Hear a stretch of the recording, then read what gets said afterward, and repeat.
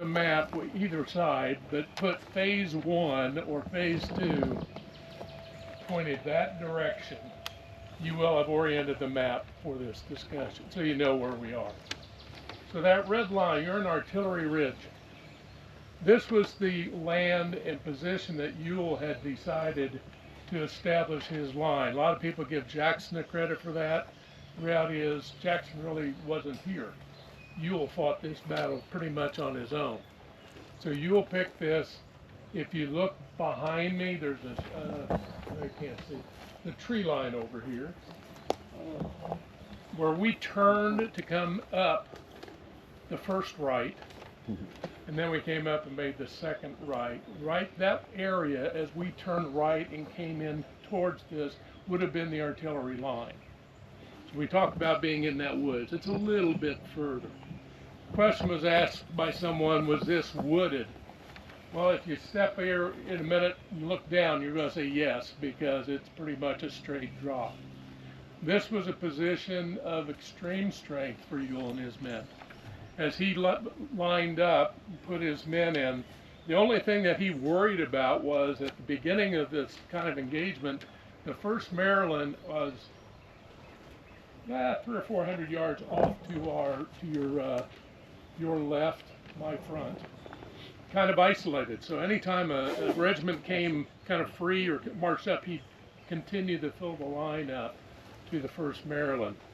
Out there you also see a battery that was Brocabaw's. I believe I got that pronounced right. Rockaborough? No, Brokabaw. Okay. That's how they pronounced it. Oh, right.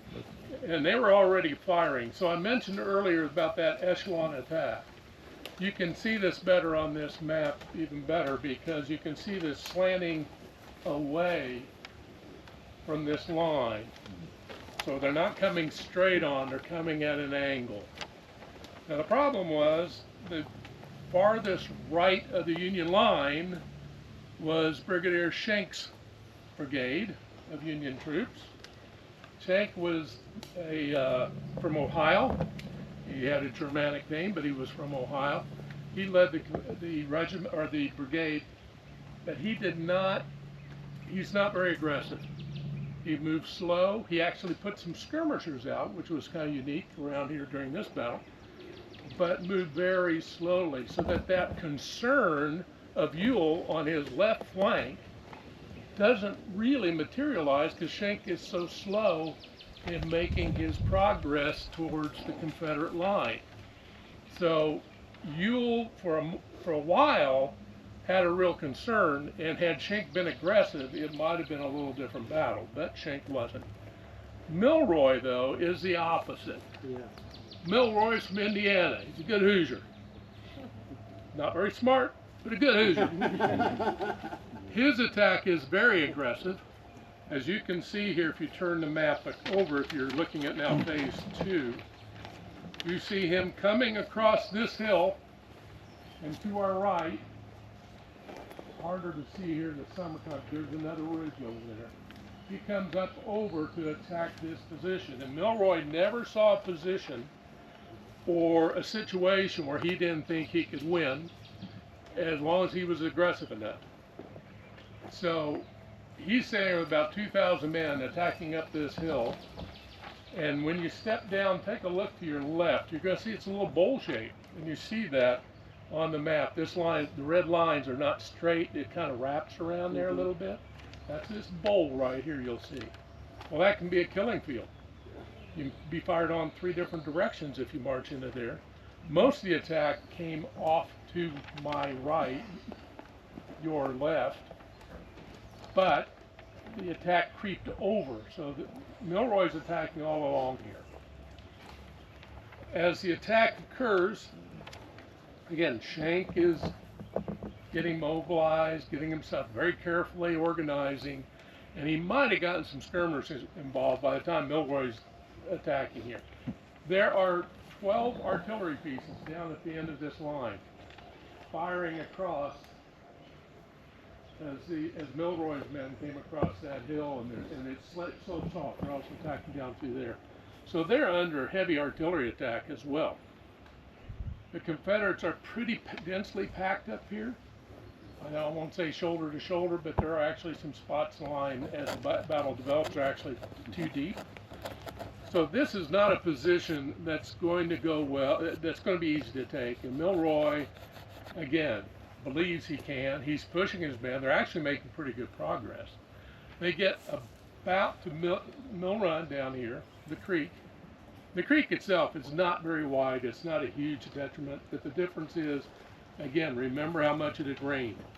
Imagine how mucky and muddy it would have been down there around that stream, even though it was not huge by size and width. Everything around it on the lowland sides would have been very mucky and hard to negotiate. But Milroy's men actually get kind of up to the base of Artillery Hill when Fremont blinks. Fremont decides, I need to take a step back and reevaluate, not because of what was happening here, but what was happening further out on his left, which would be back behind me.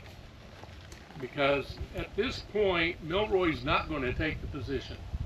But it was had Schenck come in the line, if Milroy would have continued, Schenck would have come in the line, even late. That's a pretty big force coming in on the flank out here, again, against the Marylanders and some others. The Marylanders are also kind of unique. They're a one-year unit. They've signed up for a 1 year. This is the last battle they're going to participate in. They're within days of the end of their enlistments. Wow. Bradley Johnson is their commander. He becomes better known as a cavalry commander later in the war, particularly up in West Virginia and further north. But this is an evolving battle. You now have Milroy engaged. You've got Schenck getting ready. When Milroy is called back, he protests vigorously. He said, "Are you sure? I'm almost taking the position." Well, not really, but he had it believing that he was. He said, "No, you have to pull back." Schenck actually remonstrates too. He says, "Wait a minute, you want me to pull back? I'm just about to become engaged and be able to support Milroy." He was aware Milroy was out here on his own. But again, Fremont said, "No, you've got to pull back." Now, once they started the backward motion, Fremont had second thoughts and told Schenck, "Oh, yeah, you can stay put." The problem was his movement, whatever had been gained to that point had now been lost in momentum. He was no longer going to be supporting Milroy's attack. He would have been out there kind of on his own.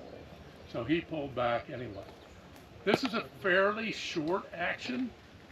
Again, this whole battle, pieces of minutes here, minutes there, but a lot of movement.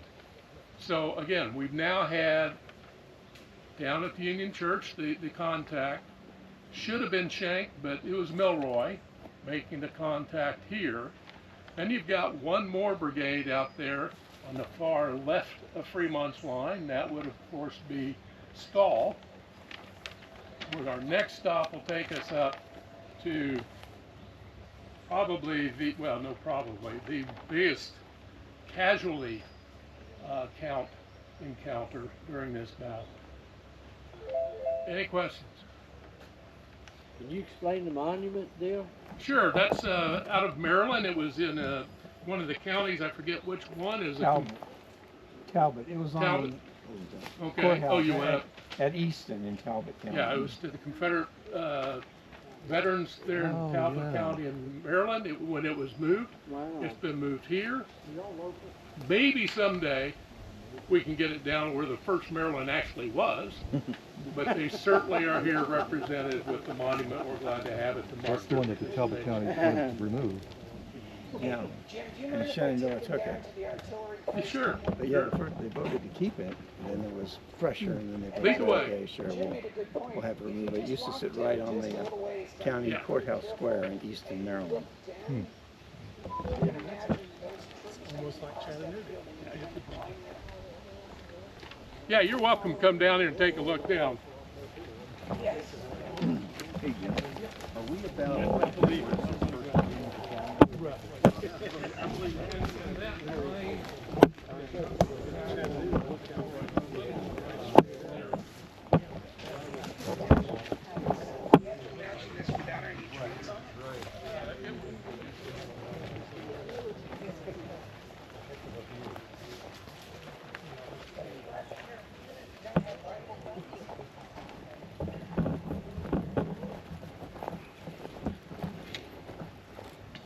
get a picture by the statue. Okay? I'm serious, okay? You gotta remember this, okay? Yeah, you know, that's good because it's I the first can't Maryland. do, I cannot do selfies.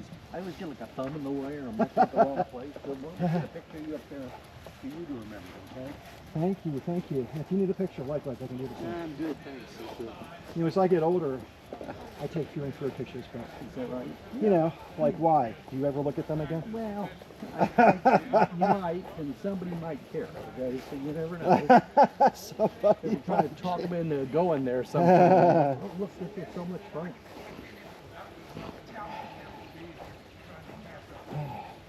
People are going to think I've succeeded with all these, getting all these pictures in front of the Confederate monuments. But believe it or not, they've published, you bring people to these smaller places where they just look at it on a map and Yeah, they don't see the ground. there's no substitute for Yeah. that. Foundation doesn't have, but at least this is, you know, the saving of that monument. Yeah. Yes, it is safe. Exactly. Let's just get out your camera. If you want to have the bike in there too, you can do the whole effect. Hey, I'm gonna. That's a good idea. So, there's one model that goes in chocolate there. Yeah. Up and down.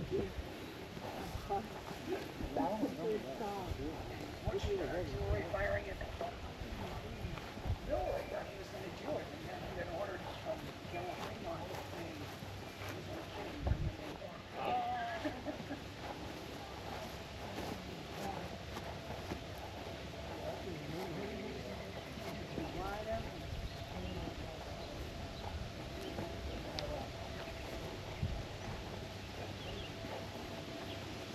This map does a good job without the bird poop of showing you.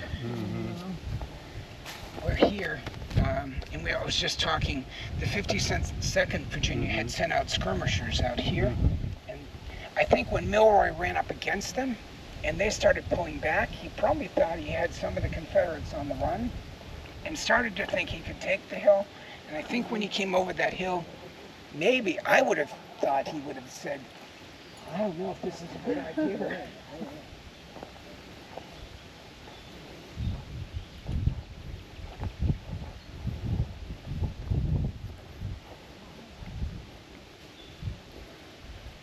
And these are all the new ones they put in the past year, right?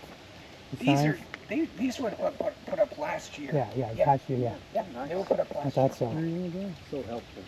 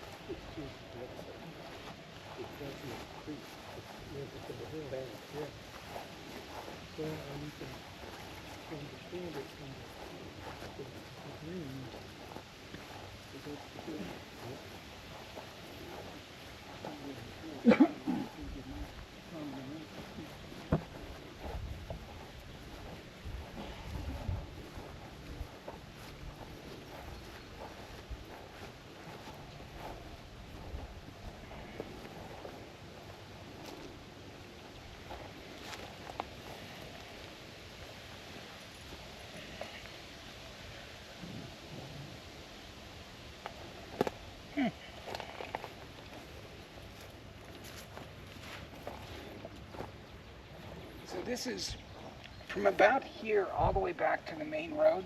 This would have been, this is why it's called Artillery Ridge. You would have had 3 full batteries. A Confederate battery is usually 4 guns, not always, but usually. And then you'd have a section of guns as well. So you had, you know, you'd have 12 here plus Courtney's, which would have been 16 guns that would have been up through here. And being here, and you had Milroy attacking here, can you imagine the damage that those guns could have done? Not only that, you had all of these infantrymen all along through here as well.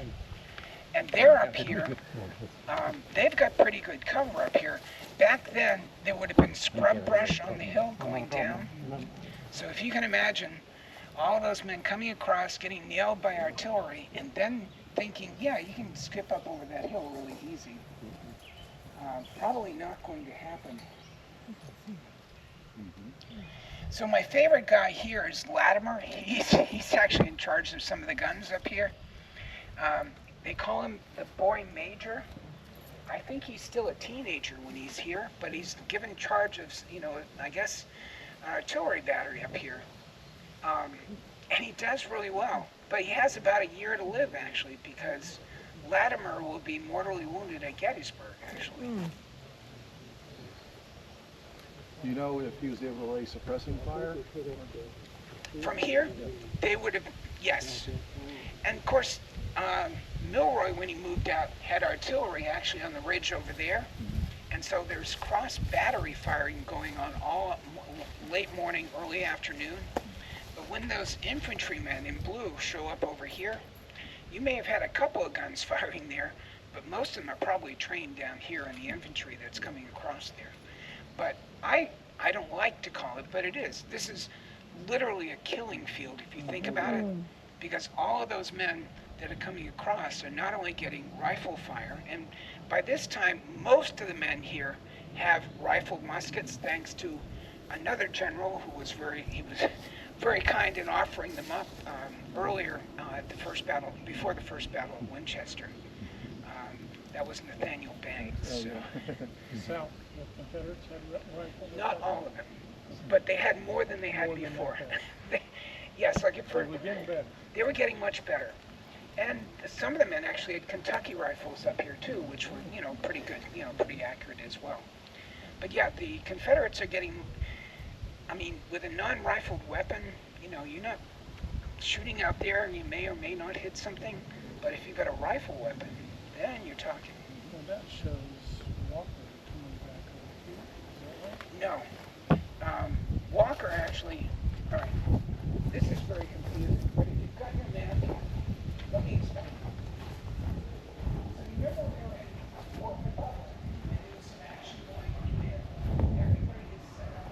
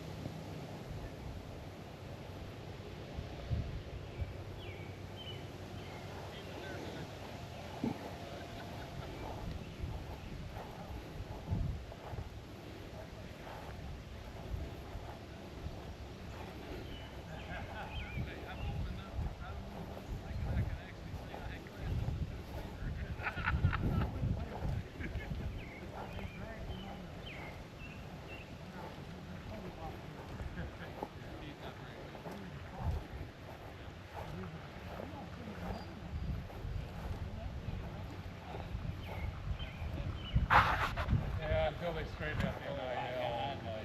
That was an experiment that didn't work. Yeah. So Maryland ended up being a northern state, or Never seceded, but certainly had secession fever, just like a lot of places.